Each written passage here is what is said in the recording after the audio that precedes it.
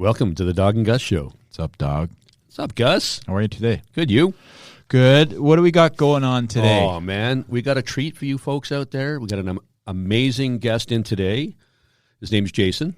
Jason Jaknunas. Ah, nice. All right. That's perfect. Exactly. Oh, thank you. Yeah, I've been practicing. Thank you. Yeah. That's why no one gets it on the first try. That's why I didn't say it.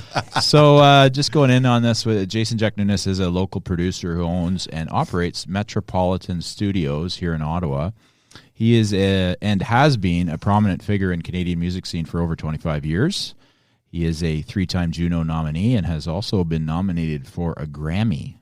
Is that true? Well, the projects that I worked on were nominated for 3 Juno noms for three records I worked on and produced.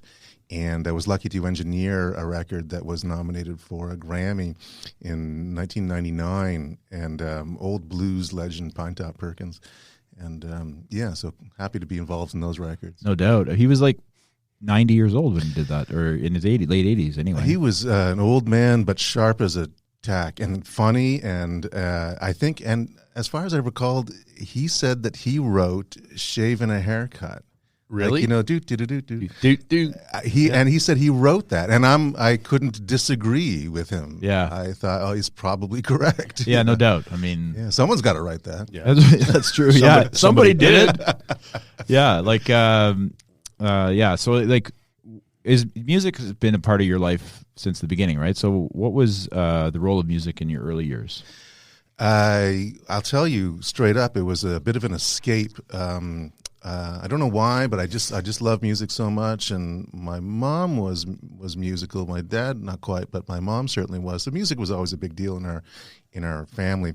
But for me, it was in my early teens. I wasn't doing well in school, and I was becoming quite obsessed with the new sort of 80s sound. And I used to just put on headphones and listen to records and go, okay, I love this, but I also love the sound. Why is that sound coming from the right-hand headphone? Why is that?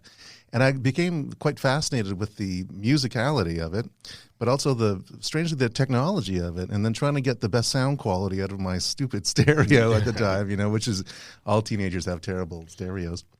My first one was pretty nice. Oh, okay. I stand corrected. I had a nice Sony system that I had to buy because my dad said, get a job if you want that. No. And I said, okay. So he got me a job, and I bought it over the summer. It was awesome. Okay, I actually still own it. Come on. And no, I bet I'm not kidding you. I bet it's an awesome stereo system. And it's at my mom's place, actually. Nice. And it's 40-plus years old. That's cool, man. Yeah. 70s? 80, 70, maybe 79. Oh, 79. Nice. Silver and with wood? No, it's actually black. Nice. It's all black Sony. Ugh. Really? Yeah. Well, I had a terrible stereo system. So did I. I was the worst of the worst. And it was a constant struggle to get the best sound. And I don't know why I was so obsessed with trying to get the best sound, but I seemed to be drawn to that. Yeah, well, obviously. You made a career out of it. It was a precursor for sure. Yeah, exactly. Yeah, so I just slapped on headphones, didn't do my homework, and pretended I was doing my homework, but just listened to records all night. I can't fault that at all. Yeah, I can't. I see no fault in that. Well, no, and should have gotten to banking instead. No, I was obsessed with money. Yeah, no, exactly. Yeah, who isn't? You and Buffett. Yeah. Listen, I know, because then we wouldn't have some of these amazing albums that you help produce and engineer and stuff. So true. And Matt Saab says hi, by the way. Oh, Matt. Well, I was just chatting with him the other day. One of the best drummers in town. That guy is a solid as a rock and fun and positive. Yeah. And these are the kind of guys that I'm blessed that I know. Yeah. And he's one of them for sure. Yeah. Thank you. Yeah, no worries. Yeah, so, I guess that's what motivated you to move on to your own, too, right? So you be the guy and just basically say, okay, no, this is what we're doing here, guys. Well, strangely, my brother also was into music, too. Not strangely that my brother was into music, but he was really into music, and he bought a little 4-track cassette recorder, these little Tascam Fostex things, and because he was into music, and he played music, and anyways, he played guitar. I started playing bass as a result, and we started recording on this little 4-track thing that he had, and I freaked out the first time we heard ourselves back, and then the ability to record and then overdub and fix things. And that was pretty much unheard of at home. at that time, Well, unless sure, unless you're Paul McCartney. You know Yeah. what I mean? Yeah, Like that yeah. kind of thing. Unless you get your home studio. going on Exactly, there. yeah. And then you're just dealing with super hyper equipment that you can afford because you're a pop star. Right. We weren't. He bought a little junky 4-track, and I just became hooked with the process. He doesn't know this, but I would sneak using it, and just because he didn't allow me to touch his stuff. Of course. Older brother? Older brother. I know all about that. Yeah, But yeah. I would sneak, and I think he probably knew though. But So we're going to send him a copy of this. Yeah. No, Guess what? Yeah, Jason's gonna let him. We just know. outed Jason. Well, apparently, Jason goes by Great. JJ. Yeah. Actually, you know, it's kind of funny because all the stuff you told me that you produced and all that stuff, I kind of made a playlist, and that's what I named it. oh, nice. JJ's Oh, playlist. cool. Yeah. Nice. You'll Sounds- also share it to me. Is that Yep. on your page? Yeah. Amazing. Yeah, it's Probably awesome. easier than Jason Jaknunas. Yeah, You know, and I couldn't pronounce that, so I just JJ sounds a lot easier. Double J. Double J. Yeah. Just going on that, I found this story super interesting in 2005 when you did open your own studio, that you like basically approached a band that Yes. that you had a lot of success with, and said, "Why don't you come work in my studio?" And you didn't have any equipment. I did not have any. That's a true story. Yeah, and I do those things purposely sometimes. I sometimes I don't have the guts to go ahead and do things. So I go, okay, if I say I'm going to commit, I guess I got to commit now. Yeah. And so what it forced me to do was go out and buy a bunch of equipment. And it's like, all right, I did this now. Because up to that point, it's like, well, why? You know? But it's like, no, if I approach this man and they, God help me, say yes, well, then I'm really screwed. I have to go out and buy the equipment. So I bought a really junky mixer, a really bad quality mixer. I didn't have any money. And some really bad mics and used mic stands. And anyways, and I ended up doing a record that got nominated for a Juno. It's funny sometimes. man. when you- How awesome is that, though? Yeah, but you get like, billions of dollars worth of software, whatever, this stuff. But it's the sitting down on the couch in a cabin in the middle of the woods, and that sells $1 billion. That's the one that sells the billion. And also the restrictions too. And I still think of this to this day. I like putting restrictions on my projects because it does force you to think a little bit outside the box. So if you're in the forest and you can either make a microphone out of sticks and rocks, you're probably going to get a cool sound. Yeah, out you're of going to that, get a unique sound. Yeah, anyway. and then I think that people will respond to that. Yeah. And I think the same thing with like, all right, I have no money. I'm going to buy limited stuff, but I'm going to do my best with limited equipment. You work probably a little harder, maybe. I don't know. Maybe I think so. Maybe that's the way I work. I think that desperation brings some of the best work, right? For sure. You're super hungry, and I all was right, very hungry. I quit this job to do this, so I better do it. Yeah. And do it white. White. White. Do it white. Well, your beard is actually purple, Yeah, not it is. white anymore. So, I know. Yeah. So obviously your passion for music production is pretty much unmatched. So what motivated you to write articles about recording technologies? Oh, I didn't know you knew that. That's really cool. I did write articles, yeah, and I was teaching at Raven Street Studios. They have a school there, and I started working there, and then I started teaching there too because they had a music production or music engineering program, and I loved the teaching aspect of it too. And then one of the clients that we would get in to do he would do like a drum seminar. He would explain how to mic drums and things like that. He wrote for a magazine called Music Etc. He was I think he was the editor of the magazine. And I said, hey, I've always liked to write, and I like talking about technology. Can I write a couple of articles? And he said, sure, and he liked them. And so I wrote, I don't know, I think maybe 10 or 15, 15 cool. months worth of stuff. And then it became a little bit difficult after a while because the subject matter was like, okay, what do I talk about? And I started getting stressed about it. Yeah. And Then I'm it's running not out of fun anymore. topics, and it wasn't quite as fun, Yeah. but it was a cool opportunity. For sure, I would imagine. It would Let's be. hopefully we don't end up like that with this. What do you mean? Running out of things to I talk honestly, about. I joke. love our show because every week is amazing because we Yep. get to meet such amazing people. Yeah, absolutely. JJ, we're still trying to figure out if he's an amazing guy, but we'll figure that out. We got about 45 minutes. to figure it out. Yeah. I've got my work cut out. Yeah. No, Impress dude, us, dude. JJ. Yeah. Seriously, We're- you create we're your own podcasters. technologies. Yeah. Whatever. Blah, I'm just blah, kidding. blah, Yeah, blah, yeah. blah. Enough already. Yeah. What do you got, Dog? Oh, what does So like, you've worked with Monkey Junk. I have. I love Monkey Junk. Yeah, they're amazing. What a now talk about a Cream-esque power I know, trio. right? I mean, I can't believe the talent in that band. There's a lot of talent in that band. And no wonder they're as successful as they are. How can you not be? Oh my God, they're so good. Yeah. But the thing is, like, I'm at school. I work at a school. And I'm talking to people. I'm like, yeah, man, we're going to have Matt Saab on. And they're like, I'm like, Monkey Junk? They're like, Yeah. where do you people listen to your music? Like, come on. Yeah, but you have a And passion. then I You have found a passion. and then I found That's out the that you're difference. like you produced one of their albums. Well, I didn't produce it. I was sorry. lucky enough to mix their first, Mix it. first it, record. Yeah, okay. Tiger and the Tiger. And they had a big hit off that record too. And then they hooked up with Ken Friesen, I think. Yes. And they did a bunch of great sounding records. my And also God. Juno winning Yep. records with Ken. And I mean, those records sound amazing. Yep. I was lucky to be on there to work with them. And I've always known the guys too. Yeah. And then Tony D and I are talking about doing a new project. Oh, nice. Steve Mariner's getting into music recording and production, so him and I are talking about the technical aspect of it. And I mean, these guys are just in a different league of talent, though. But they're super nice guys. And I they're met them super nice. Super nice. Are they? Yeah. Oh yeah, my God, I can't wait Mariners. to meet Matt. We're gonna Oh have him yeah, on. it's going to be a lot of fun. He's going to be on in July. Have you met his brother Marty? Yeah, Marty Yeah, Saab and the Mob. Yeah, Marty Simon. How do you know that? I've been around. You guys will really get along. To be honest, like, yeah. He knows so much about background about music, and you obviously do too. But locally too, though. Yeah, that's a big. I mean, Marty Simon the Mob was a thing. Yeah, they were definitely a thing for sure. Yeah, that's awesome. That's fun. I didn't know you would need that. Yeah. And Marty's just- great too. He's yeah. and a crazy guitar player. Yeah, too. yeah, both talented guys. Yeah. And nice too. That's the big Yeah, thing, and right? hugely nice guys. Yeah. Is there a piece of equipment that excites you the most when you're working? Yes, everyone knows this.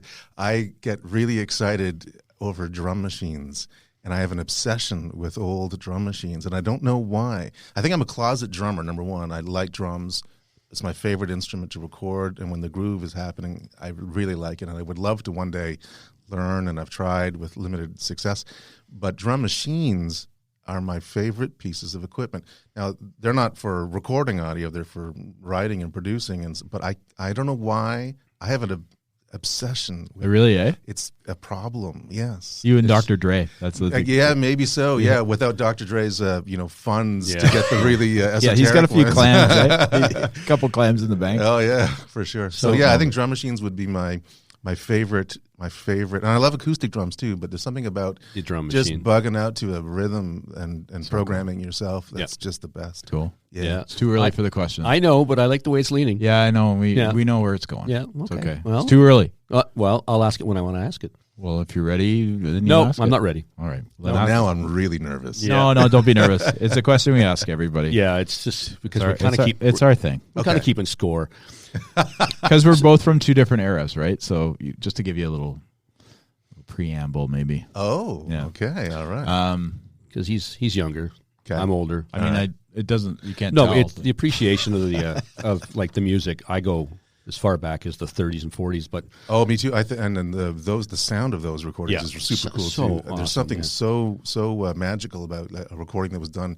20s, it still sounds like crap. Yeah. But then like late 30s, it was like, okay, this has got to sound. yeah, especially like with you got guys like blues guys like Robert Johnson and stuff, and that sound that came out with that equipment at that time. That equipment at the time, and think of the how high tech that must have been. It was like super high tech at the time, right? Have you ever thought of this? I think of this all the time. At one point, nobody recorded a sound. That's right. Just like today, nobody can record I can't record a dream and play it back to you. Yeah. So recording a sound would have been just as weirdo to Yep. talk about. Yeah. And then one day you can. Yeah. And how weird would it be to hear yourself back? I think that would have just been the most fascinating. I think so too. You know what I mean? Like Especially as a musician, Like right? speaking- or a like, yeah, movie yeah, or yeah. like or a Yeah, well, film or yeah, something. How weird absolutely. would it be to see yourself move when you're not actually moving? You're seeing yourself.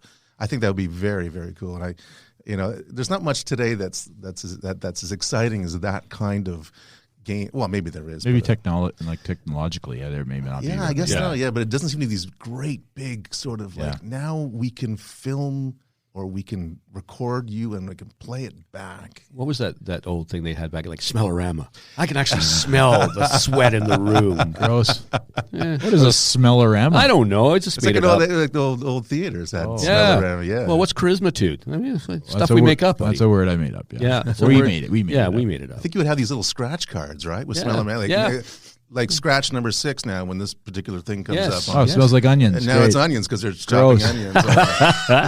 Third everything smells dimension like of onions. Gross. filmmaking. All right. As a producer, engineer. Now, pick some, like, I'm going to throw it at you. Artists that you would love to have worked with, be it he's alive, she's alive, dead, doesn't matter. An artist that you would love to have said, maybe done a recording with or an album with. Yeah, that's easy. I think I would have loved to have done a record with Peter Gabriel. Nice. Wow. Love Peter Gabriel. So do I. Yeah. Who doesn't? Yeah, no, that, and he was the records that I mentioned earlier. I would listen to "So" by Peter Gabriel Such a great over and over and over again on the headphones, Yep. and freak out why my recordings didn't sound as good as. I mean, I know now why they didn't sound as good, but then it's like I cannot get this sound, Yeah. and I'm okay.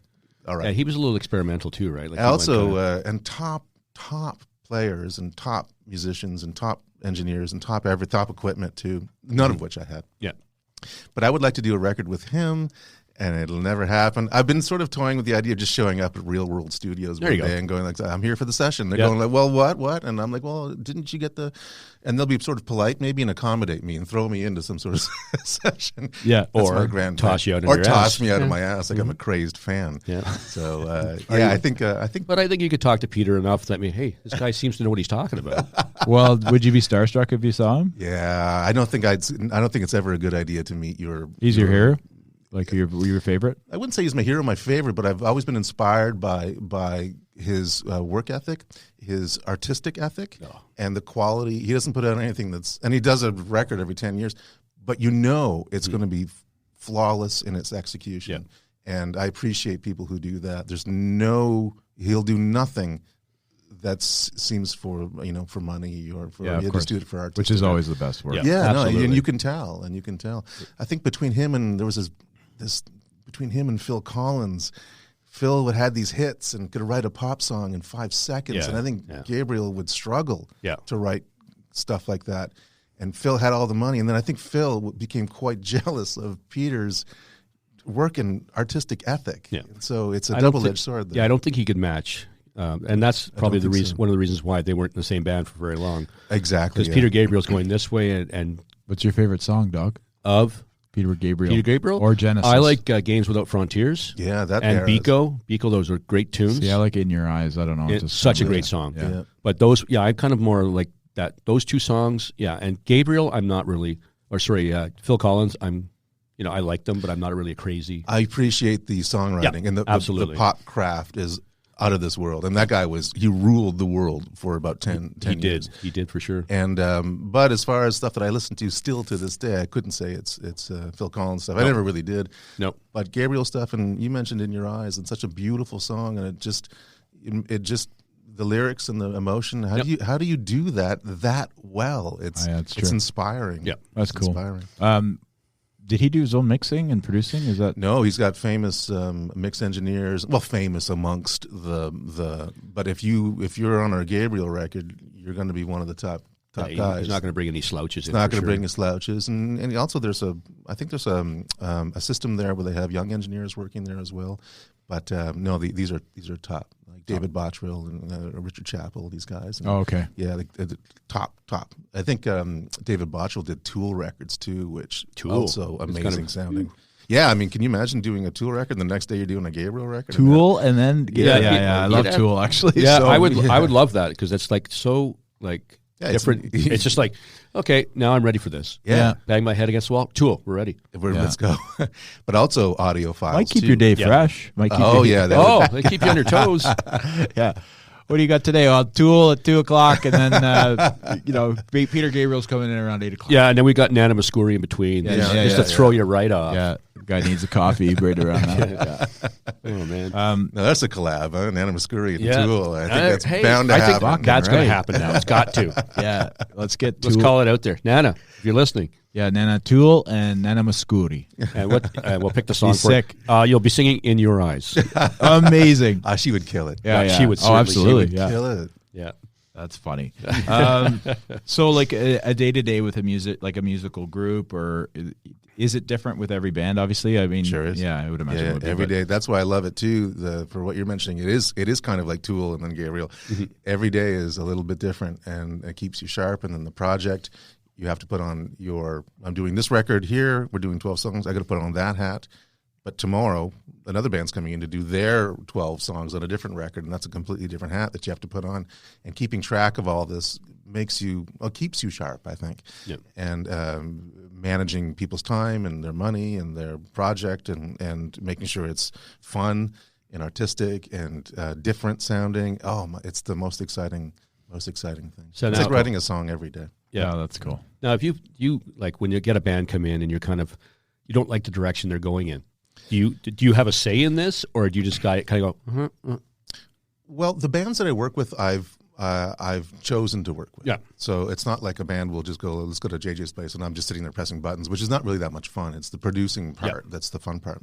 And so I would have a say in it. But then sometimes you work with someone that you've chosen to work with, and then, bit into the project, you're starting to get at odds with each other. And at that point, I usually, I'll suggest things, but I won't perhaps as passionately argue my point as I might with someone that it's working really, really well. And in some ways it's fun to really, but sometimes you have to choose your battles. And Right. It's like, I still like the artist. We're not quite the love match here. So let's get the record done. It's still going to be fun and great, but let's try to be as cool as possible. But I'll never say to someone like, my way or the highway. It's their record for sure. Absolutely. It's their record. I'll try to convince the hell out of them that my way is right. But sometimes I choose not to do that too if it's not going well. Yeah, and I think that makes a good collaboration also if there's a bit of pushback, right? Yeah, I think so. I think great art comes from a little bit of conflict. I think you need that because you look at some of the best writing duos in the world, and there's no conflict with any of them. Oh my God, none whatsoever. That's the John and history Paul of- come to mind. No, they don't. Yeah, No, yeah. those two Friends. guys didn't. They loved each other. Nick and Keith. Nick and Keith.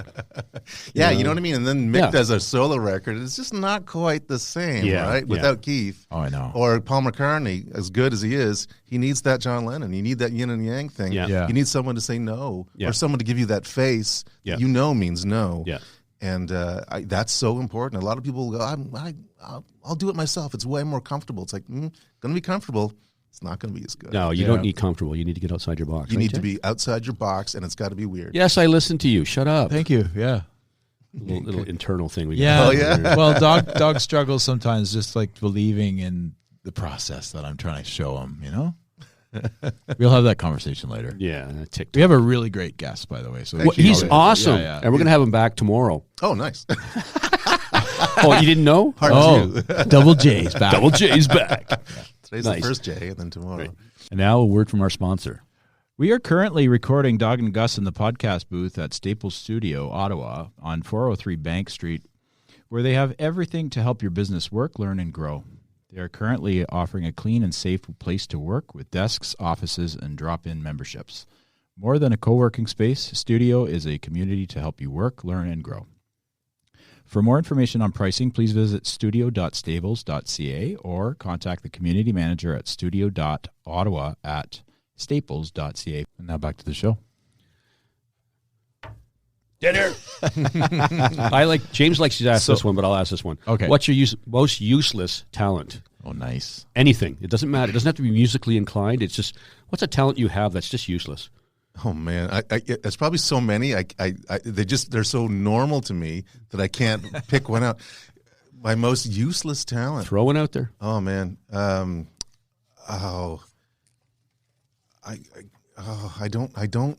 I say my most useless talent is probably programming a drum machine. There we go. It's the most unnecessary thing to do in 2022. So yeah, I'm really good at that. Nice. That nobody Sick. calls me for. Yeah, he's so sick with the drum Wait, machine. hold on. I need a drum I machine. need a drum machine. I need got to a buy a drum drum machine now for the house. Who do we call? Oh, you call JJ because he's got a drum machine. JJ, I got a drum machine. Come over and tune it up. Not a program it chance for me? I'm selling them. Yeah, exactly. Hard to find now, eh? So who inspired you to be in the industry? Did you just sort of get self-inspired by when your brother bought the four-way? And Yeah, it was about 3 or 4 guys that really inspired me. My brother, first of all, because we played. He bought the 4-track. He had a job at a grocery store, and he had an income. I had no money, so he bought all the stuff, and we got to play with it together. So he inspired me, and I enjoyed that recording with him. Then we went to a studio for the first time because we were in a band together, my bro and I, and the engineer there was an adult and we weren't. But I've never seen an adult like this before. The guy was cool and liked my opinion on things, which was weird. Listened to me when I had a concern. I'd never met an adult that wasn't telling me that you should not be doing something. This guy was an adult. He was like, and his name Pat. I forgot his last name already. Pat McGowan, and and then after that, I started working professionally in the studio, and the chief engineer at that studio at the time, Steve Tavlin, became quite the mentor to me, and any ridiculous question I had about the technology at the time, he could answer just like that. And we've become fast and old friends, Steve Tavlin and I. So those guys are my main inspirations. Okay, cool. Yeah, nice. Now, do you think you took Pat's attitude, that attitude that he had towards you, yes, and using it towards your younger artists? Absolutely. I never forgot how I felt as an idiot teenager being taken seriously for the first time, and how important that was. And funny, when I talked to my friend Steve Tavlin, he had the same language as Pat did. All these engineers talked the same way, and I didn't know that. But you have to be very calm and in control, and make sure that people are happy and inspired in the studio, because if they're not, they're going to be upset, and they're always going to remember that the session was awful. Yeah. Even if it's great sounding, they're going to remember it was awful. So you have to create and cultivate an environment of positivity, and I didn't know that. I was an idiot, hot-headed. I was so hot-headed as a teenager, and I didn't know that you could actually get a lot more accomplished if you're really nice, and I learned it from these guys. Oh, that's cool. Yeah. It's a great story. Well, I think it also goes with life. Yes, When absolutely. you're nice, a lot more things come to you. Oh, it's amazing. I think so too. Listen, yeah. I work with 7-year-olds all day. Yeah. I'm trying to explain to them that to get something, if you ask politely, I will do it for you every time. You demand it from me, and you'll be waiting till tomorrow. It's funny, yeah. It's like a lesson that a 7. I mean, I feel kind of silly now and foolish that I took me that long to get to that point to realize that the nicer you are, the more you sort of get. Yeah, some people never get there, so you've some done a people good never- job. Yeah, I know. So- Some people never get there. No, it's true. Yep. Yeah. Well, they don't live full lives, but No, that's true. Yeah. Oh. Is there a style of music you don't really care for? And you're not going to offend anybody if you say 90s rap. just me. Like just something that you would, I don't know, somebody came in and say, I'm going to pick country because a lot of people don't like country. And somebody said, I want to do a country album. Are you up for that? Yes, and I've mixed with Al Bragg. He was a producer in town, Country Hall of Fame guy. I mixed so many country records for him, and I got to appreciate a good country song and a good country arrangement. Yeah. But would I seek out a country artist? Probably. Maybe not. Not because I don't like it. I don't think I'm qualified to say you should be doing this for your country record. There's people out there that's all they listen to. Mm-hmm. So I think my qualifications in certain genres might not make me work with somebody. Not because I don't like it. I appreciate the art, but like super modern hip hop is difficult to go. Okay, well, what is the end game here? It's sometimes that's a little bit tricky. Yeah. I'm not. You can say it's on crap. It's okay. The new hip hop is crap. And no, I can't say it's crap when it's good. No, It's good. I mean, yeah, there's some yeah. stuff on the radio that's like, okay, that's super groovy. Yeah. But am I qualified to be doing hip hop? It's not quite my. Although I did tons of hip hop in the '90s because I was the only guy that knew how to work the equipment to make hip hop work. It was the funniest thing. I did tons of hip hop. Drum machine. Yeah, exactly. Akai MPCs and tape recorders, and they all had to talk to each other. And I was the only guy not the only guy, but one of the main guys in town that knew how to hook that shit up. Yeah. And it was pretty complicated at the time, and it was before computers, or at the advent of computers. And then when you had a computer set up to it, I mean, you were just the most high-tech guy in the world. Yep. Yeah. But then my skill set, the music I liked was a bit more based on acoustic instruments and electro stuff. 1997, 1998, just like bands like Massive Attack start coming out, and I'm really liking that sound. Yeah. And I got really good at that trip hop stuff, and I still like it to this day. And tons of that kind of vibe. And then 2000, 2012. Lots of bands, Roosevelt and things like that. Just incredible electro pop that I love. So it's sort of like it could be hip hop, except it's got 7th and 9th chords. Yeah. Fair enough. If you could change one thing about the music industry, what would it be? All right, I'll tell you. I feel terrible that nobody buys music anymore. I think it's the strangest thing. If I could change one thing, I would make music such that it could never have been digitized. Because to digitize music is to be able to share it, is to be able to steal it, is to be able to, nobody's paying for it anymore. If I see a digital car right next to a real car and they both drive, just email me that car and I'll take it. I'm never buying a car again if you can digitize a car, right? So I feel terrible for musicians that a huge stream of income, especially for local guys. Big pop stars, they could tour, they could sell stuff. They have a huge juggernaut behind them. That's no problem to make money if you're a huge pop star. They can sell, they can advertise, they can hold things up on Instagram like perfume or whatever. Local guys relied on sales of records and shows, and neither one of them is particularly lucrative now. And they take half of their income away with sales. That's, to me, that's the biggest. That's the biggest. I mean, there's benefits to digital, I know, but if I could change one thing, that would be that. That music still would be impossible to digitize, and you'd have to buy it. Yeah, that's You got a fan here because I love buying vinyls. Yeah, vinyl's great. Absolutely, vinyl is. I just bought a vinyl record. I was in Ireland 2 weeks ago, and I went to Tower Records in Dublin there, and I was like, there's like 3 floors of vinyl in that place. So there's a appetite for it for sure. Spend a little time there. Yeah, you spend time, and then you end up buying. You take a little chances on buying stuff because you just love the artwork, and that whole thing comes back. It's very bizarre how. You're choosing a record because it's 12 by 12. You're looking at it. I can see it. It's clear. Getting a vibe. Tangible. I'm just going to buy that. What the heck? I did that. I was in one of our friends' stores, and I just saw an album cover, and I said, that's a really cool album cover. I have no idea what genre it is, what it's all about. I bought it for like $3. It was African Bambaataa. African Bambaataa. Yeah, so sure. awesome. I know. Which is funny that you say that because I fucking love African Bambaataa. They're so good. Yeah. And I'm like, that was a great steal for $3. $3. And then I bought April Wine's new colored album because I'm a jerk. Yeah. Hey, guess what? We're going to re-release all these albums on color. Dave, get your pocket checkbook out there. Exactly. Yeah. What's that? April Wine have a new record, or they're just no? It's just the old stuff reissued on colored vinyl. Dog's a huge April Wine guy. Okay, I've always liked. It's funny you mentioned April Wine because I have a story of April Wine. Nice, I'm ready. Yeah. And this goes back to another why I was sort of fascinated by sound. But I remember living it was 1978, 77. I was in Germany at the time. And April Wine was, we lived on an American Air Force base. So we would get North American media and radio and things like that. Yeah, AFN was the radio station on the base. And April Wine was quite popular. And they had a record, I think it was Harder, Faster. I might be right, 70s? Is that? Harder, Faster. Yeah, I think it's 78. Oh, that's perfect. And I remember playing Harder, Faster, and I remember putting my hand over the speaker, and I could feel the vibrations, and I didn't know what it was. Mm-hmm.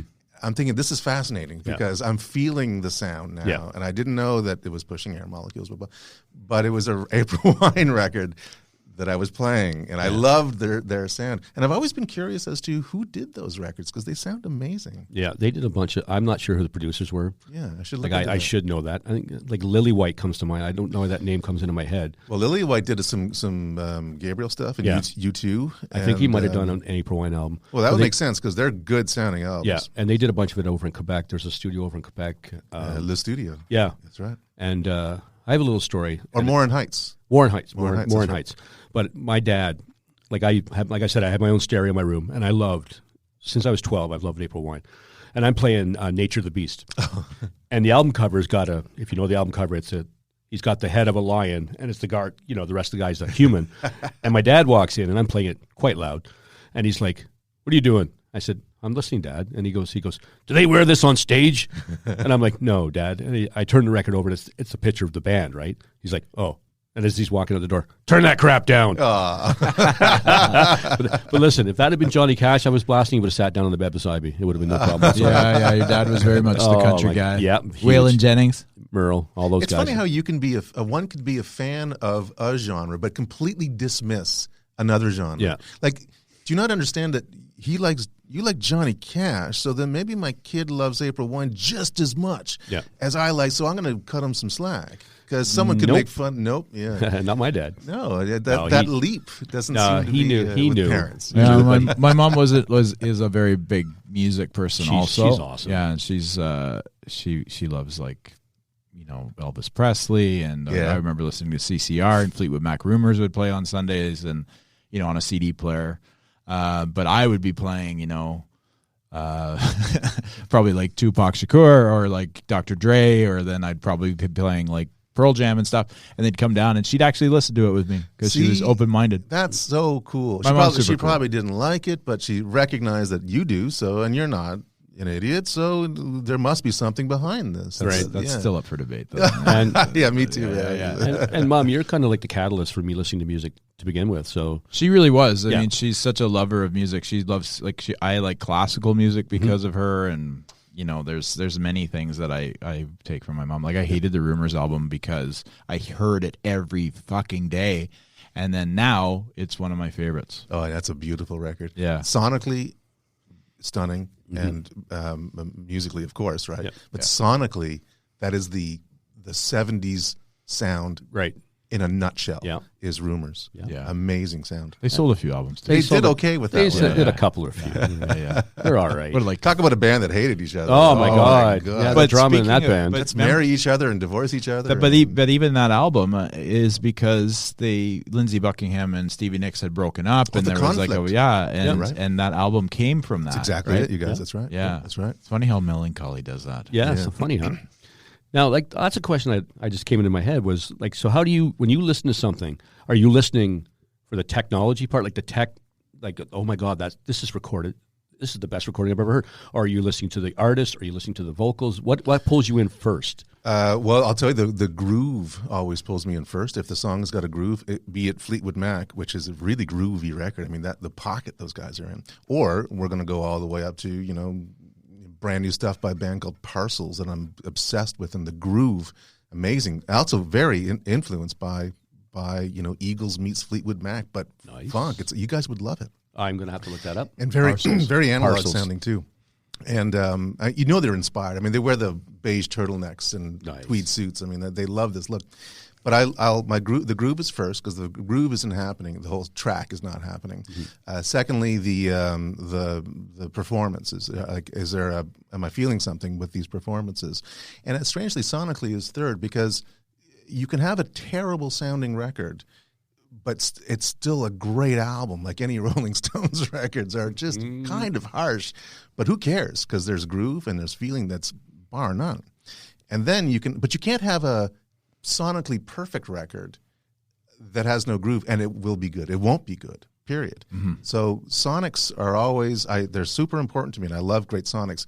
But if for some reason the mic is half busted, but we got a good vocal performance, I'm using that vocal performance. I don't care what the mic is doing, because people don't really respond to the sonics as they're responding to emotion. Right. Testament to any Stones record. Yeah, there you go. It's true. It's kind of, but I think that's part of their mystique, right? It'd be interesting to hear the new album from the album combo. The live I've album. listened to it actually. Yeah, but not on vinyl. No, digitally. Yeah, I want to listen to it on vinyl. That would be cool. That was probably originally an analog recording too. Yep, I think so. Well, because April Wine did an album there too, right? Same night. Yeah. Elmo Combo. When was it recorded? 77. Yeah. See, they would have brought in some sort of multi-track analog machine. I wonder if the record is a perfect transfer from analog to. I'm hoping it is. Wouldn't that be cool? That would be so awesome. That's a 1-for-1 analog copy of a recording that was done in 77. But I'm pretty sure because April Wine was there to play, and the Stones would go around to small venues to get ready to go on their big tours, but they wouldn't say it's the Rolling Stones coming in. And April Wine found it, and like, well, by the way, boys, you're going to have this band playing with you tonight. It's the Rolling Stones. And they're like, God. Okay. Oh, geez. So, but Live Dale McComb was probably one of my favorite live albums, and it's amazing. Would that be the heyday of the Stones in the 70s? I think so. I think they had some okay stuff in the 80s, but I think the 60s, 70s was probably their strongest. I love that Undercover of the Night. That's good too. That was 80s, right? Yeah, I think so. Yeah, is that the one with that starts like really funky? It's super funky and it's very almost electro for the time. Yeah, I tried to do it, but I won't. I thought, okay, all right, these guys are starting to kill it. 1980 or whatever it was, they're going to rule the 80s. But then I think they got overshadowed by synthesizers, and they sort of guitar-based bands became out of fashion. Drum machines. And drum machines, ironically. Drum machines. All right, ask the question. It's time. It's time to ask the most important question of the podcast ever. It's not really the most important. Yeah, it is. No, it's not. 80s or 90s? Which is your preference? Oh, that's tricky. That's That's a cruel question. Right. And that's why we ask it. Yeah, because obviously there's one that's more 80s and one more 90s, right? Like, and of the two of us. Yeah, I would have to go. I think because of the formative years of my musical education was 80s, I'm going to go 80s on that. Boom. Boom, drops the mic. What is that, like 4-1 now? Yeah, I got one. Yeah. But it's a really good one. But to be honest, I love the 80s too. Yeah, he does. Yeah, So, I'm born in the 80s, but it's like, I was like, grew up with 80s music. So, and I'm beginning to appreciate a lot more of the 90s stuff that I really didn't listen to. Yeah, the late 90s. We're talking like Oasis and stuff like that. Like some of that stuff is great, and then tons of this cool down tempo trip hop stuff came around. That was just you just bug out to a Groove Armada and I fucking love Groove Armada. Yeah, who doesn't, man? Oh man, JJ's on it. And JJ's on Attack, fire. and then Tricky and Tricky was so cool too. It's just like it just gets like these guys were. It was super British, really British, very British, and very. The groove was still there. They recognized that it had to groove. You could sort of bug out to it, and it didn't have as many chord changes as some of the pop stuff from the '80s before. Mm-hmm. But boy, could you ever just spend an evening just chilling out to trip hop music? Oh fuck yeah! And Gus can? Yeah. Who sang Six Underground? I remember that song. That was too. the Sneaker Pimps. That's right. I love them too. Beautiful song too. Yeah. Wow, that was just like a deja vu there. I was watching somebody else pull something out of thin air. I love it. The Sneaker Pimps. Yeah, No, but you're both very, he's obviously very talented, and you like music. I do. Thank you. Like that. Thank you for not calling me talented, though. I appreciate that. They had a really sort of an airy female vocal, and Groove Armada did. They would have guest vocalists, and Nina Cherry. Nina Cherry. These vocalists also appeal to me as well. That sort of breathy, kind of trippy, and very easy to put effects on, and their voices were almost like instruments, and. The lyric content was less almost important than just the tonal characteristics that they would bring to a record. That would I loved that sound. So 80s for sure, because nothing beats that shift in pop music in the 80s, from the 70s to the 80s, and it just became, there was no rules. Yeah. And then that morphed into this groove 90s, and technology and all these things were congealing to make a brand new sound. And 2012 was an amazing year for music too. Amazing, really thick 70s synthesis, but groove and great bass lines, and it's cool sounds. Find that we're coming back around to that a little bit. Yeah, for sure. And I think people's rating their parents or whatever their parents listened to way back when, and that influences them a lot. One that comes to mind for me is Canadian, the Sheepdogs. Yeah, like the Sheepdogs, because they've got a sound like they sound like the Guess Who. Oh, is that right? Yeah, I think they do. Like just on certain tracks, it's like, whoa, that's really and they dress the part. They broke up. Right? They broke up too, though. Unfortunately, oh, no, is that right? Yeah. Oh. I didn't get the memo. Damn it! I love the Sheepdogs, but boys, if you're listening, they're from Saskatchewan, right? Yeah. Don't do it.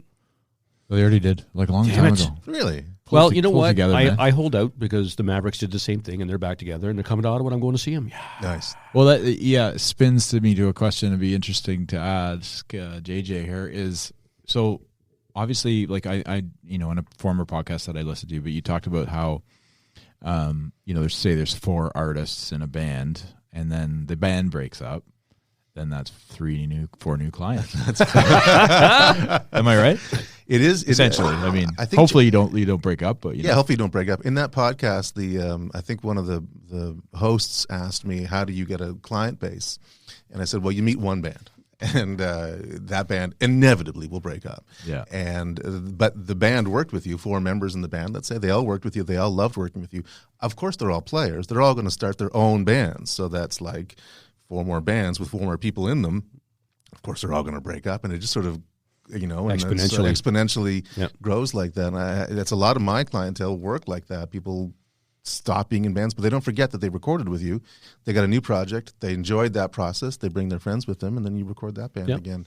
And it's great fun. And sometimes they don't surprisingly break up, and then you got this long career with them too. And that's awesome too, That's right? awesome too. Either way you go. That's a great feeling. Who's the best guitarist in Ottawa, do you think, that you've worked? Maybe that you worked with, or that maybe you'd like to work with? In Ottawa. I know it just came to me as a random question. But All right. Oh, man, these are tricky questions, you guys.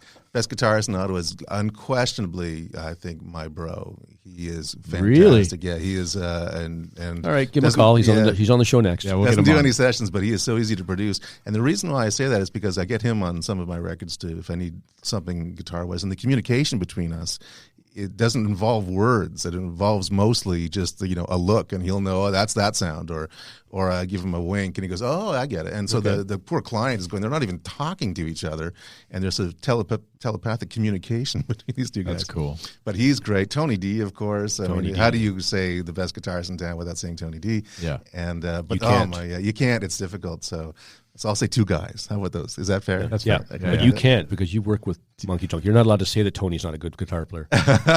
Like you're not allowed to say that Steve Mariner's not Well, a good. he is Well, I knew good Tony was a harmonica great player. guitar player before I even met Tony. Yeah, Oh he's, my he's a God. tremendous guitarist. He's been around a long time. Yeah. And you'd never know. He looks fantastic. Oh, man, he's and so awesome. He's so much fun and so positive. And man, for someone who's played that long, of course he's that good. Yeah. Of course. Their he's live that shows are amazing. I love going to see Monkey Junk. The talent. I mean, Steve Mariner is a phenom, Tony's a phenom, and Matt's a phenom. Now they're in the same band together. I mean, we're all screwed. Yeah. Yeah, exactly. There's no hope for the rest of us. But we're getting good music. Do you know? Yes, Do you know? Do you know right away when you're hearing a group kind of collab in the studio, and you kind of feel like this is awesome? Like this is just better than, obviously some are better than others. But Yeah, you sort of hope, but when there's a band that's really working together, you can feel it, and it's like there's such communication here. I think it's a clock thing. I've always thought, why is this? I like to try to figure out stuff. Why is this band really good? And I think Tony D's clock is the same as Mariner's clock, is the same as Matt Saab's clock. So when they land on a note or when they finish a song, they're all thinking the same thing. Each one's clock is the same. I've been in bands where I didn't have the same clock as the drummer. And it's like, we're never grooving. Where I think it should end, it's not where you think it should end. And now we sound like we're really not really all that good. And I'm not really getting in sync. I think it's a clock thing. All three of those guys have the same internal clock, the same groove clock. And it's just effortless for them playing. Beatles, too, was the same thing. It was like, they have the same clock. yeah, They can't be that good without all being on the same page. such different characters too. Like Exactly, yeah. But then there's some sort of intrinsic clock thing that they're all on the same. But politically, they're completely different. Timing-wise, they're exactly the same. Yeah, Emotionally unstable at the same. Yeah. But it's a different little grain of biology in them that's the same clock. But it's funny how, like James said, you get the four different personalities and they kind of meld, and then this is the Beatles, right? Yes. And if you could take out one, it's not the Beatles anymore. No. It's just not. It's not the same. No. Do you remember when the Beatles got back together? They did "Free as a Bird" or something like that. Yeah. And that song didn't work. No. I mean, a new Beatles song got recorded. Of course, it's going to be a hit, and of course, it wasn't a hit because it just doesn't have too much Jeff Lynne production. Yeah. Too much of his stamp on it, and just they're missing John Lennon. Yeah. Oh, and you can't fly him in on a sample. He's got to be in the room making a face. Yeah. And if that face isn't made, well then Yeah. we know that the record is either great or not great. But And you need that personality. And just the other three guys going in. Okay, guys, we're going to do a song without John. So how's this the Beatles? Like even in the back of their minds, they're thinking, "This is not us because John's not here." yeah. I would think that George would definitely be thinking that. Yeah. Maybe George was happy. Yeah. Maybe That because he got a John little bit more, wasn't Well, face George time. probably liked it because it was quieter. Yeah. Probably. Yeah, Yeah, for sure. He was a Less- pretty chill dude, I think. Yeah, he Less was. drama with him, right? Tortured soul, though. Oh, Yeah. my goodness. Yeah, for sure. Well, it'd be the same thing with like if Zeppelin, right? Like if they came back and did, because I think that's why They can't come back. Robert because of- Plant. I know that's what I'm saying. Is that because without of Bonham, right? Yeah. But Plant is like, well, guys, I'd like to do new stuff, but you guys don't want to do new stuff, so don't call me. Yeah. You know. Yeah. They had pretty good timing. Could you imagine being in that room? Like, Oh my god! I just heard Kashmir on the radio yesterday, and So I almost pulled over just to finish the song. I was like, I don't want to leave. That song is one of my favorites. Also, hanging around a single sort of drone chord. Oh my god! And the drums on that song are they cannons. I don't know. Yeah, Oh, he hit the skins hard. He hit the skins, and then the engineers that recorded that to get that sound wasn't by accident. No. They knew what to do to really. Well, that's the thing, right? Like, sorry, when you're an engineer too, you're just like, I know his strength. I know his strength. I know his strength. That's what I'm going to work with. Try to maximize As best you can, Yeah, I think right? you're totally right. Yeah. I think you're totally right. That's what if I were an engineer, I'd be like, okay, so Bonham, he hits the drums hard. Let's get that in there. Let's get that. Jimmy, you play decent guitar. We'll put that in there somewhere. Robert, your vocals are all right. But that's John Paul Jones, the unsung hero of that band. What? To me, Robert Plant's the greatest frontman ever. He had it all. I know. We discussed that. He's a rock star, Yeah. But he certainly could was a rock star. sing, and he was handsome, and he had charisma too. Yeah. That's our word. That's our word. Lots of X Patent factor pending. too. Like lots of great players out there that have no X factor, and say, well, maybe you're not going to be. Maybe you shouldn't be a front person in a band, and so it's a tough spot. Really. It's a tough spot, yeah. But there's a certain I can't stop looking at Robert Plant. I can't stop looking at all these pop stars. Mm-hmm. Why? Because they're talented, but they also have tons of X factor too. Yeah, So, and that's what you need too. Really, you need to draw them in so the rest of the band can. A little bit cruel though too, because I don't think it's a learning thing. No. Like you either have it or you don't. That's a little bit cruel, I find, because you've got great players. It's like, well, I don't need to see you play necessarily. Yeah. But your songwriting is great. But I want to see Robert Plant. You know. Yeah. Or it's a little rough around the edges. Jimi Hendrix. Or Hendrix, like who could not maybe the strongest singer, and Mick Jagger too. You could say the same thing. But oh my God, you can't stop looking at these guys. Yeah. No, Mick Jagger definitely has that. Oh yeah. Aura, and that's why he's a rock star. Right? Yeah. Yeah, that's what we talked about in our frontman one. There's just that they have to draw you in, right? If you're just standing there like a stone, like I have an example. I'm going back to country. Alan Jackson, amazing singer songwriter. Yeah. It's like watching paint dry when you see him in concert. Well, interesting. Yeah. He's just like, and I get it. Like you're an amazing like guitarist and whatever, but great stash. Move mustache. this way a little bit, or move to the right or to the left. Do something. Yeah. You know, and then I see Dwight Yoakam. He's fucking sashaying across the stage, and women are losing their minds. Okay, that's a great example. Dwight Yoakam, he's no Alan Jackson in terms of the looks department. No, not at all. He's one of the coolest guys, and I can't stop looking. I love Dwight Yoakam, and there's something about the guy, right? Yeah. And Alan Jackson, I know him. I had to go through my Rolodex of faces. I was like, who's that one? I go, oh yeah, but Dwight Yoakam. Oh yeah. Well, that's the thing, right? It's kind of like that. Recognizability and stuff, and it just because I went and saw Jackson in concert, I was like, I love the concert. I love his music. I was like, I could just listen to this at home, Alan. You know, you're not really throwing me here. Yeah. So ride me a Mercury and cruise it up and down the road. Shut up. Was that Alan Jackson? Originally, it was someone else. Who was it? Oh, before? No, it's Mercury Blues. Mercury Blues. Yeah. It was I Dave love that song. Yeah, it was. I do. I love that song. I remember in grade 7 or 8 dance, and I thought this song's great. They had it over the big speakers, and I was like, why is the song so good? I had no idea who it was. Mm-hmm. Alan Jackson did it, but it was done previously by someone else. Yeah, and who was that artist that did it? Canadian? No, it's not coming to me right now. Hold on. Keep talking. I'll think about it. Fair enough. Love that song. What's the biggest surprise you've had in the last few months, and why? In the last few months? Yeah. Maybe ever. Whatever you want to do. Well, the whole COVID thing was a little tricky on my career and it was just a perfect storm of everything fell apart. Yeah. Marriage and house and studio and work and everything just crumbled. All at the same time. Surprise! Fair enough. That would be the biggest one. If I have to be honest, that was the trickiest to navigate that, and I still haven't quite recovered. Yeah, but does one ever? But I would say that was, and I think that's not unique to me. I mean, I hear stories all the time of that particular point in time was a disaster. Most definitely for everyone, and for musicians and artists, it was just okay. There's no money now coming in, and that's tough. And there's no reason to do a record now. And exactly. Yeah, there's no motivation to do a record now. Nobody wanted to, and we can't see each other, and we can't hang out. We're not allowed to. If we're seen doing a record together, we can't take pictures. I mean, it's just the stupidest thing. It's such a that's what Amanda Rion was saying. Like, so she has a new album out that she did basically through Zoom, and like showed up to a studio separately with everybody, and they had to put it all together. So she felt like it's a phenomenal album, but it's amazing. But she didn't have the feeling in that studio with producers, with mixers, with Yeah, I did lots of stuff over Zoom too, and I helped a lot of clients that were trying to record at home with entry level equipment, and I felt my heart was just bleeding for them, and I wanted to help them, but it's like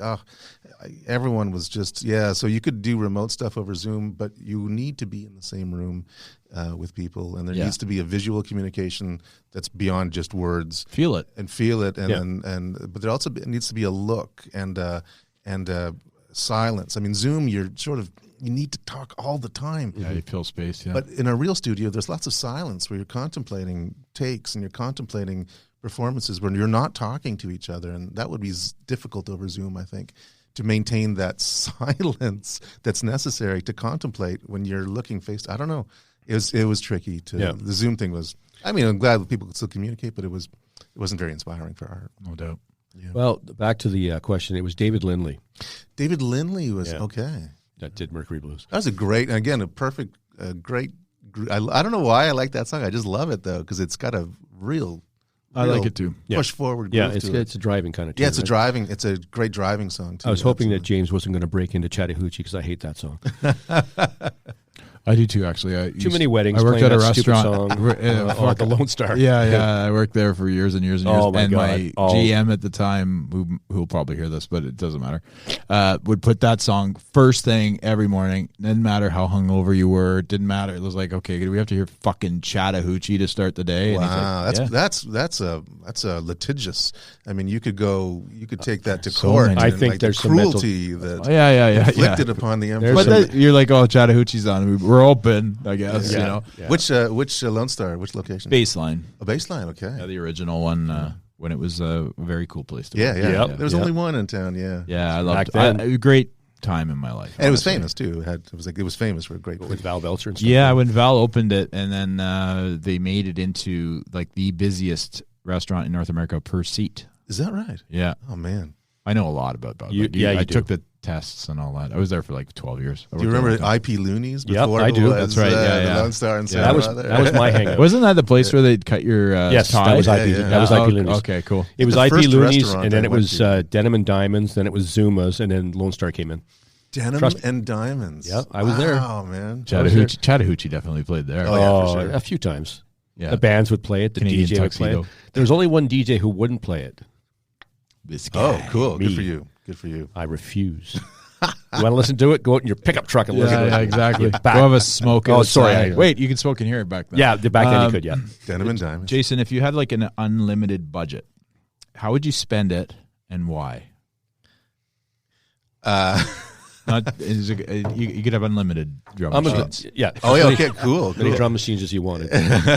I think I would probably, if I had an unlimited budget, I'd open up some sort of really cool South of France kind of beautiful facility that if nobody came to, it didn't matter, it's paid for. Yeah. Nice. I think that would be my dream would be some sort of People go, dude. exotic South of France kind of that kind of. It's got to be warm. Spain, maybe. There you go. You There know, you go. Spain, Portugal. yeah, Portugal. South of France. South of yeah, France. yeah. I think that would be cool. And then you get like one client a month. Who's, Just have Rebecca come.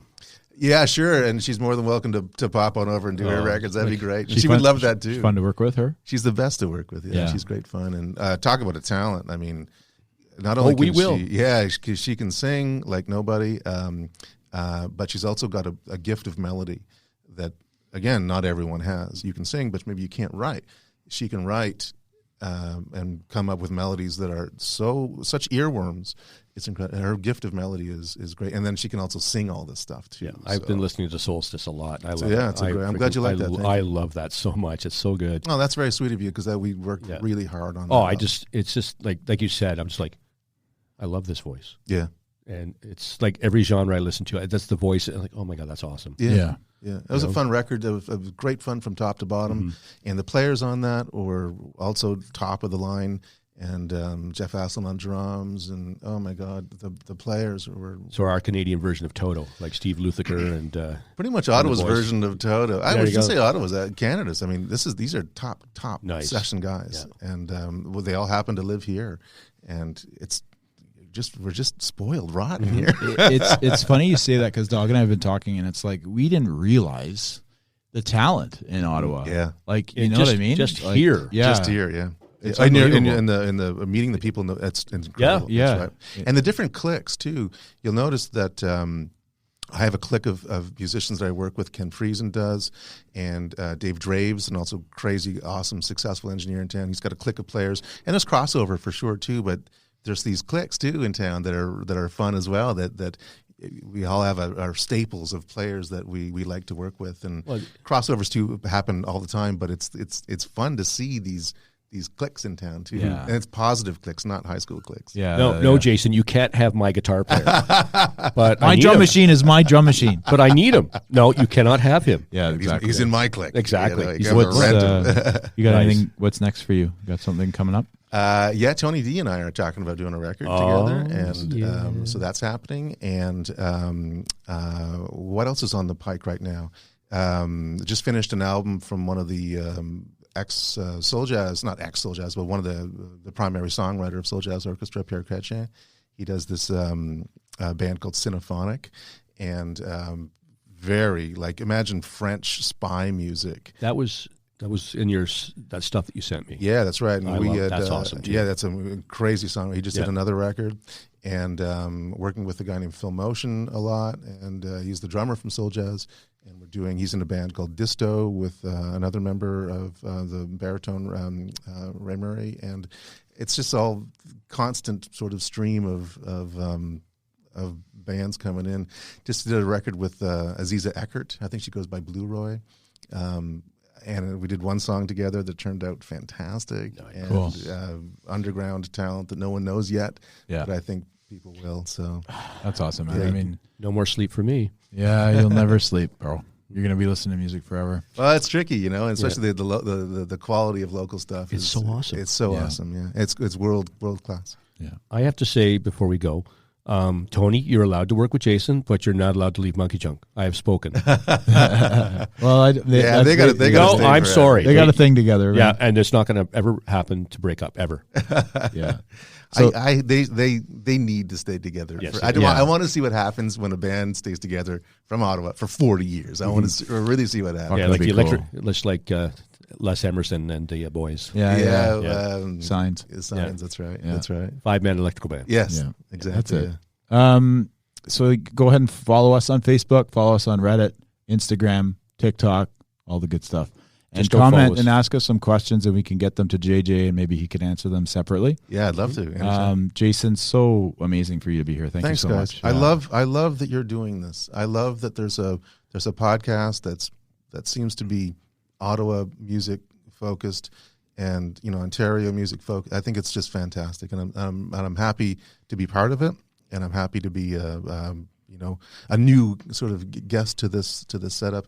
And so I think you guys are doing a great service. Oh, thank you. Thank you very much. Yeah, I'd love. That's We'd high love to have praise. you back too. Anytime. Yeah, back For anytime. sure. That's going to happen. Yeah. Maybe after you finish your stuff with Tony D, we can bring you both in and talk with you. Absolutely. Yeah, it'd be fun. I mean, we have some stories. Oh, I'm sure. No doubt. No doubt about We'll it. put that on our secret. Yes, yeah, yeah. absolutely. Yeah, yeah. I have No, a- thank you for saying that because we are enjoying it. It's sort of growing quickly, and we're getting to meet so many amazing people. And yeah, this is kind of what we wanted. I mean, we wanted a podcast where the two of us dummies were talking for a bit, and then all of a sudden, Mark Leo comes on, and things have kind of progressed from there. That's So, right, from Mecca of Stank. Yes. And And- we're working on 2 of their new songs. Yes, too, and we're right? excited Yeah. to hear those as And, well. yeah, that should Yeah. be good. What He's a a great band too. Oh, I saw Great them friend live. of the show. Really Yeah, good. is that right? Yeah, Yeah, yeah. yeah. He's always messaging us. Smart guy. He's quiet and but I mean, this guy is a talk about X Factor type guy Yes. too, right? Oh, for Absolutely. sure. We So- felt that when we were interviewing. Yeah, there's something about Loves him hip-hop that's too, like, but- and loves hip hop and is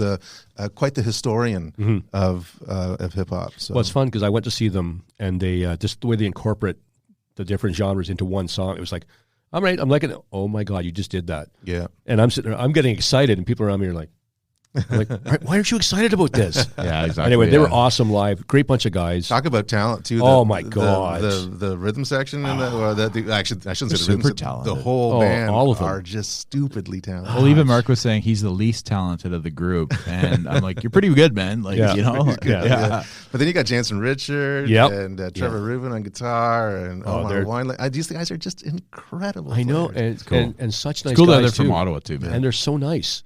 Yes, Like it was just like, guys, can we take some pictures? Yeah, man, come over here. Let's do this. You know, Yeah, it's just- that's It great. was so great. yeah. No, they're very. They're you'd never know. Trevor, their guitar player, can play anything. I've never heard him screw up once. And also was really open to my ridiculous ideas. Well, let's try this. And he's like, sure. And he seems to be so into it no matter what I suggest, which inspires me to get even crazier, right? Yeah. And his attitude in the studio is incredible. Well, I'm just watching them live too. I'm just watching each member, right? And you just watch the drummer, and he's got a big grin on his face, and he's loving it, and the keyboard player's just going insane. Yeah. But he's just got the biggest grin on his face, right? Like it's just like, this is fun to watch when they're just like so into the music that nothing else matters. You may or may not know this, but once you record a drummer in a studio, nowadays you can edit the drummer to tighten the timing. Really? You've got that ability to make someone who's maybe not a great drummer into quite an accomplished drummer. It's like auto-tune for drums. Right. And you do it sometimes on drums because maybe that part's sped up in a weird, uncomfortable way. Jansen and Richard, their drummer, I record the drums. All right, well, I'm spending today going to maybe do some I did nothing to his. It was unnecessary to do anything. And Matt Saab is one of those kind of guys too. Just the Jamie Holmes is one of those guys. These guys who their drums are just, and Jeff Aslan are just, okay, there's nothing to do here because their groove is, you're going to make it worse to screw them. Seriously, I watched Jensen. It was just like mesmerizing. It's mesmerizing to watch him. Yeah, he's so confident behind it. Oh, no, I'm just looking. But I just like this. He would change the grips on. I'm not a drummer. I don't know. But he would just like, he's drumming and all of a sudden he changes the grip and he's doing, and it's like, does a side stick and flips the thing around so and you it's get the just butt like, end of the stick. And, all right. And it's crazy. That's pretty cool. It is awesome. Imagine how much practice to get to that point. He takes chances too. He throws sticks up in the air, and it's like you're going to catch them probably 70% of the time. But he takes chances, which I love. Yeah, he doesn't have to. He's a performer. He's a performer. Have another stick ready. Nobody's going to notice. Yeah, you got to take chances. You're having fun.